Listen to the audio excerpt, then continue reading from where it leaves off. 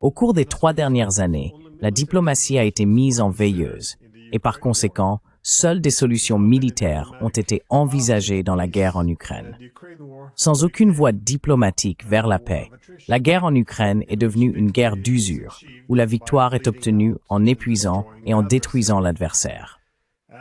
La réalité inconfortable est que c'est l'Occident qui a fermé la diplomatie, pas les Russes.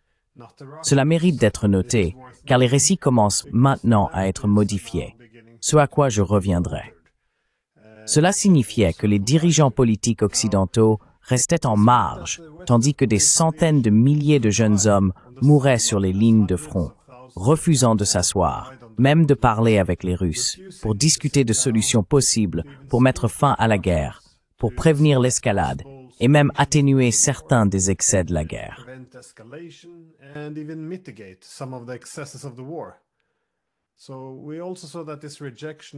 Nous avons également vu que ce rejet de la diplomatie a été présenté au public comme un choix moral. En effet, un consensus s'est formé autour de l'idée que c'était la bonne chose à faire et que parler avec la Russie était dangereux. La rhétorique était que la diplomatie seule serait une récompense pour Poutine. Il y avait un besoin de délégitimer la Russie, et même parler à la Russie serait une manière de la légitimer. Mais surtout, la stratégie clé des pays de l'OTAN était d'isoler la Russie dans le système international et maintenir des liens diplomatiques s'après cet objectif clé. Gardez à l'esprit que la Russie serait vaincue sur le champ de bataille, les sanctions économiques écraseraient son économie et elle devrait être isolée dans la sphère internationale.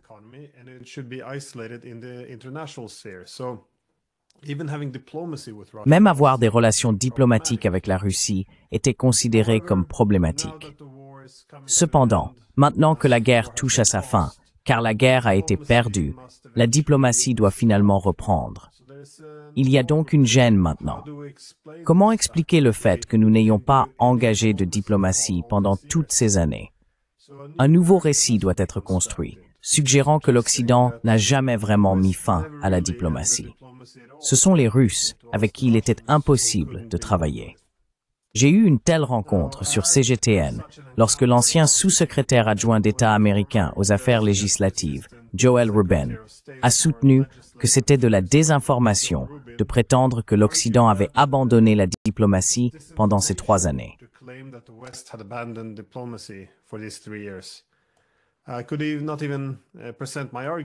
Ne pouvait-il même pas présenter mon argument puisqu'il a refusé d'écouter ce qu'il a qualifié de désinformation?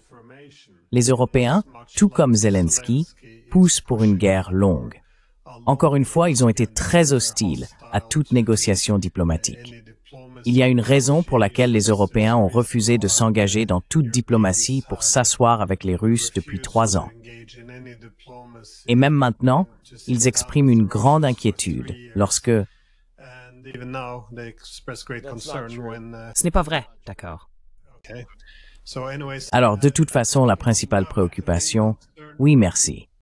Eh bien, je pense que c'est assez évident. La France et l'Allemagne se sont engagés au cours des 3 dernières années. Joe, laisse Glenn Dizen finir, d'accord? Donc, de toute façon, Je sais, mais je ne vais pas participer à une émission où des désinformations sont fournies. Tu as ton tour, mais laisse Glenn avoir le sien, d'accord? D'accord, mais ce n'est pas une opinion, c'est une situation factuelle.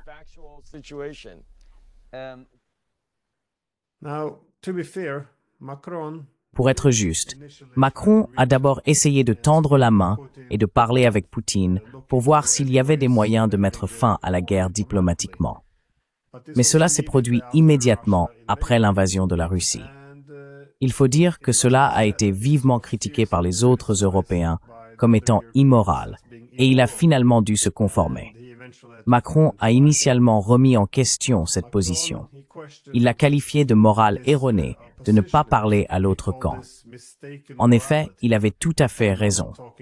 L'idée qu'il est moral de ne pas parler à l'autre camp est une notion très étrange, étant donné combien de souffrances humaines se produisent en l'absence de diplomatie. À l'époque, Macron a expliqué que s'il ne parlait pas à la Russie, alors la diplomatie serait externalisée vers des puissances non européennes, telles que la Turquie ou la Chine, qui seraient alors responsables de construire la paix en Europe.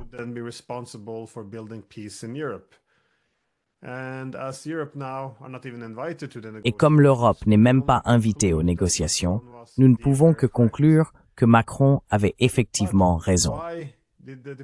Mais pourquoi la diplomatie n'a-t-elle pas fonctionné? Et pourquoi a-t-il dû l'abandonner?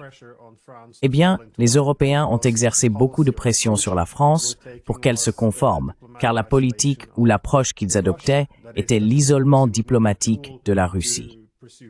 C'est-à-dire que la diplomatie ne serait pas un outil pour poursuivre la paix. Elle serait un instrument pour contraindre un adversaire. Politico a écrit « À quoi diable pense Macron ?» en référence à ses efforts pour mettre fin à la guerre par la diplomatie. Désormais, parler avec l'adversaire pendant un conflit était présenté comme inacceptable. La diplomatie était considérée comme une récompense pour un bon comportement. Et ainsi, lorsqu'un conflit éclatait, alors que la diplomatie était vraiment nécessaire, la logique ou la morale de l'UOMR était qu'il n'était désormais plus moral de parler avec la Russie.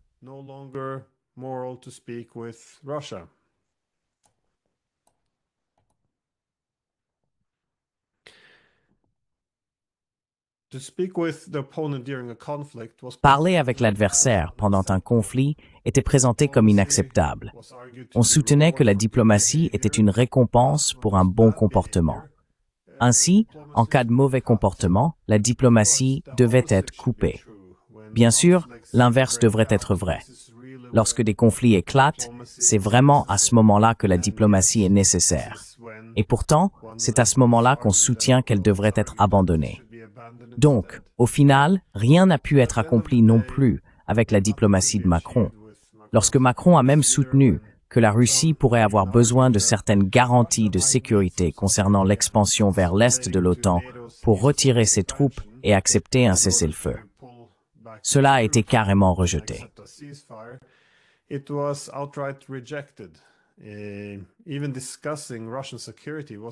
Même discuter de la sécurité russe était également considéré comme immoral, étant donné qu'il s'agissait prétendument d'une attaque non provoquée. De plus, cela ne ferait que récompenser l'agresseur, donc seule la défaite serait acceptable. La décision a donc été prise d'isoler la Russie. Et à cette fin, comme je l'ai dit, la diplomatie est devenue une arme. Nous avons vu les États-Unis et l'UMMA couper les communications de haut niveau. Le chef de la politique étrangère, Josep Borrell, a soutenu que la guerre se résoudrait sur les champs de bataille. Puis il a été remplacé. Nous avons eu une nouvelle chef de la politique étrangère de l'UABWD, Kaja Kallas, qui a affirmé qu'elle ne croyait pas en la diplomatie avec les Russes. Pourquoi parlerait-elle à Poutine? Selon ses mots, Poutine est un criminel de guerre et elle ne voit pas la nécessité de parler aux criminels de guerre.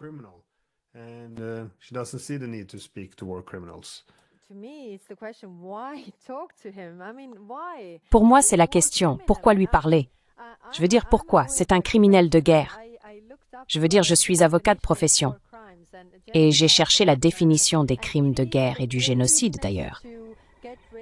Et c'est la volonté de se débarrasser, vous savez, d'une partie de la nation ou d'une nation entière. Et il a exprimé cette volonté, son intention, il a pris des mesures pour cela. Et c'est un criminel de guerre. Et si vous dites qu'il n'y a aucun résultat à lui parler, alors pourquoi lui parler?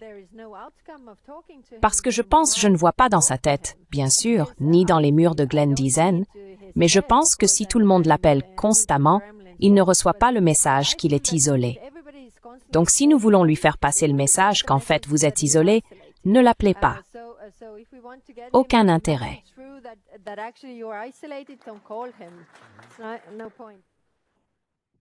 Ils étaient le secrétaire général de l'OTAN, Jens Stoltenberg, qui a soutenu que la guerre n'est pas le chemin vers la paix.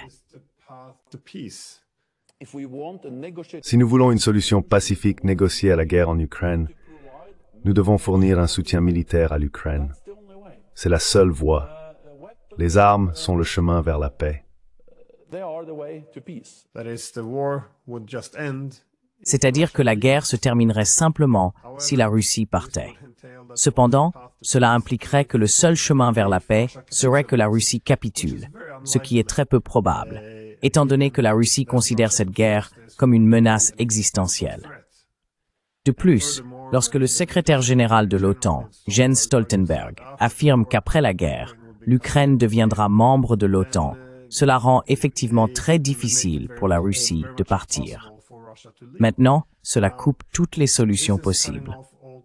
Et pourtant, cela est également présenté comme moral. Nous voyons aussi que lorsque les Russes rencontreraient les États occidentaux dans les institutions internationales, les représentants occidentaux feraient un walk-out ou tourneraient le dos et bien se comporteraient simplement comme des filles de 18 ans dans la cour de l'école, essayant d'exclure les Russes.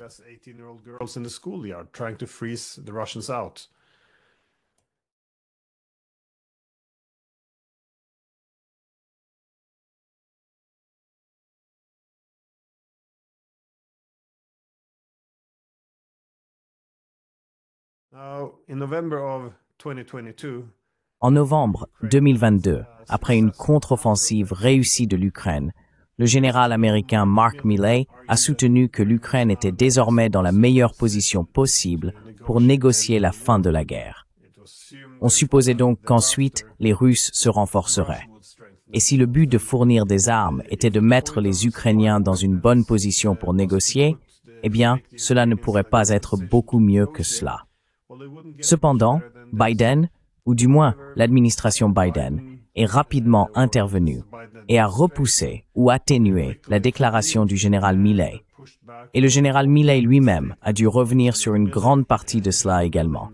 Car il n'y aurait pas de diplomatie, il n'y aurait pas de négociation, et la guerre devrait continuer.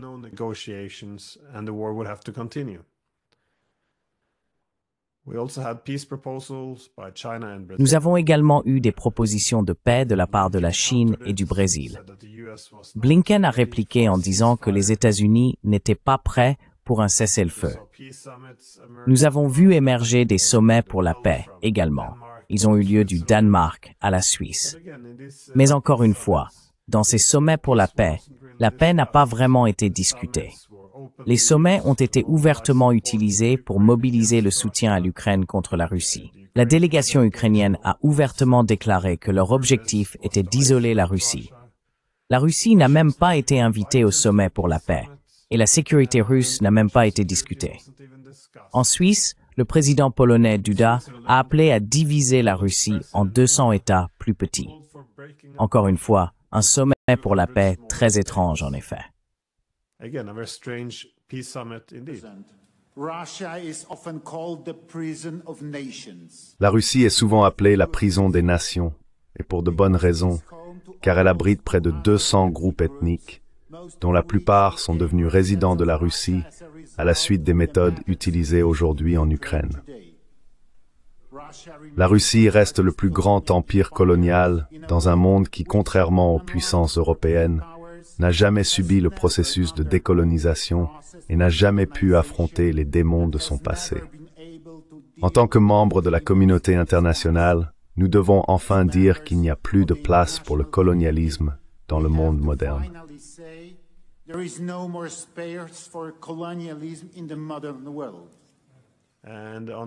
Et à une autre occasion, la chef de la politique étrangère de l'UMEWEM, Kaja Kallas, a également envisagé que cela soit la fin de la guerre en divisant la Russie en États plus petits.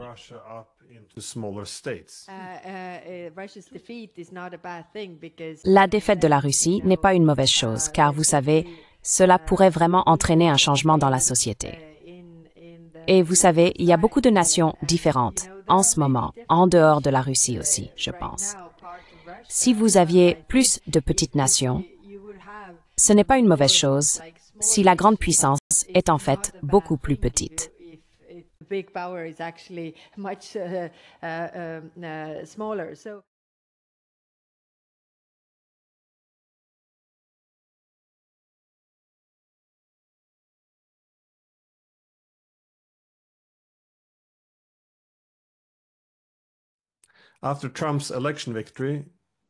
Après la victoire électorale de Trump, Olaf Scholz a décidé d'appeler Poutine pour s'assurer que l'Europe ne soit pas laissée pour compte. À ce moment-là, Zelensky a averti que cela pourrait ouvrir la boîte de Pandore, signifiant que le risque était que cela pourrait amener d'autres à s'engager également dans la diplomatie. Soudainement, d'autres acteurs pourraient commencer à parler à la Russie également. Et cela s'apprête tout l'effort d'isoler la Russie diplomatiquement. Les Européens ont également exprimé leur déception face au désir de l'Allemagne de rompre avec le boycott diplomatique. Et bien que notre ami Glenn Diesen du clip précédent pense que l'isolement diplomatique de la Russie n'est qu'une désinformation, les médias ont largement rapporté cela, car Scholz était effectivement perçu comme sapant cet isolement. Le récit était que Zelensky devait décider quand les négociations commenceraient.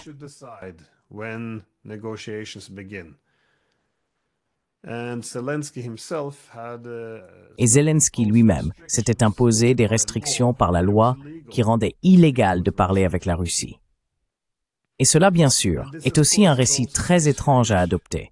Car pourquoi l'U-Member ne devrait-elle pas se permettre d'avoir des discussions avec la Russie sans l'Ukraine dans la salle?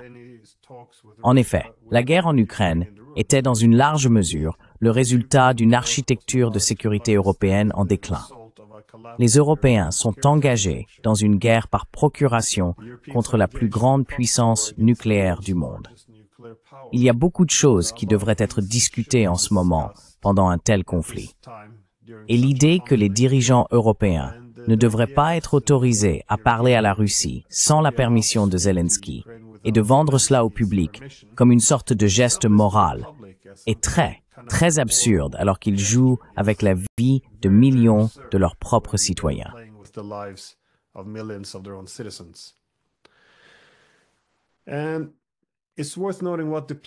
Et il convient de noter ce qu'était réellement la diplomatie autrefois, c'est-à-dire qu'elle était un outil indispensable pour atténuer la compétition sécuritaire entre adversaires, pour s'assurer qu'un camp n'étendrait pas sa sécurité au détriment des autres.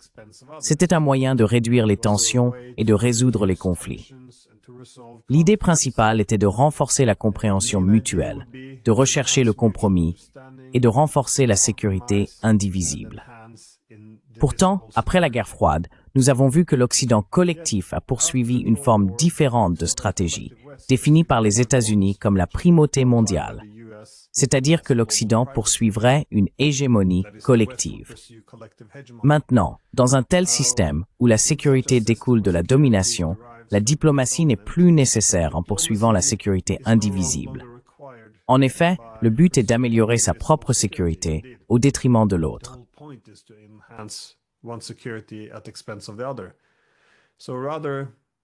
Donc pour l'instant, la diplomatie était plutôt un instrument pour socialiser d'autres États. C'était aussi quelque chose qui était largement discuté, surtout dans la littérature académique. Quel est le rôle de l'ULOPEMR et de l'OTAN? Eh bien, on nous a dit qu'ils sont des agents de socialisation. Leur travail est de socialiser d'autres pays selon leurs normes et leurs valeurs. Et si vous divisez le monde en démocratie libérale contre le reste, et que la démocratie libérale est ce qui crée la paix, soudainement, il n'a plus de sens d'avoir une compréhension mutuelle et un compromis. En effet, pourquoi de bonnes valeurs devraient-elles faire des compromis avec de mauvaises valeurs? Au lieu de cela, l'Occident s'est conceptualisé comme le professeur, tandis que la Russie et d'autres étaient les élèves, et le but de la diplomatie était, eh bien, de leur enseigner.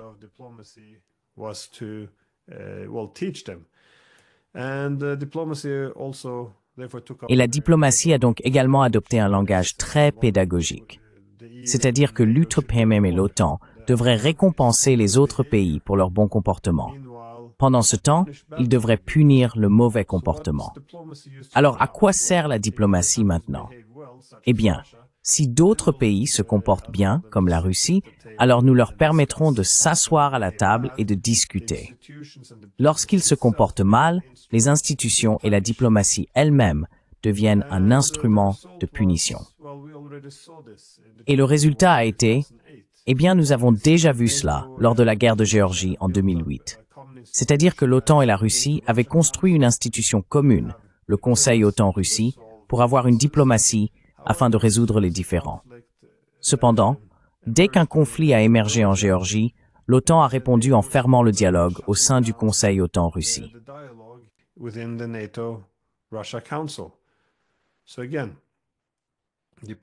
Encore une fois, la diplomatie était une récompense, et cela étant donné ce qui était considéré comme n'étant pas un conflit en raison de la compétition sécuritaire, mais du mauvais comportement de la Russie, la diplomatie elle-même a été retirée comme une forme de punition en termes d'isolement. Maintenant, nous voyons que l'ordre mondial unipolaire a définitivement sapé le rôle de la diplomatie. Et comme nous voyons maintenant que le monde est déjà devenu multipolaire, il y a un besoin nouveau et très urgent pour les Européens et les États-Unis de réapprendre à faire de la diplomatie. Maintenant, les Américains ont déjà pris cette mesure en poussant à mettre fin à la guerre et en remettant en question toute l'idée que parler à son adversaire est quelque chose de mauvais et de diabolique à condamner. Pourtant, les Européens n'en sont pas encore là. Et ils ont encore un long chemin.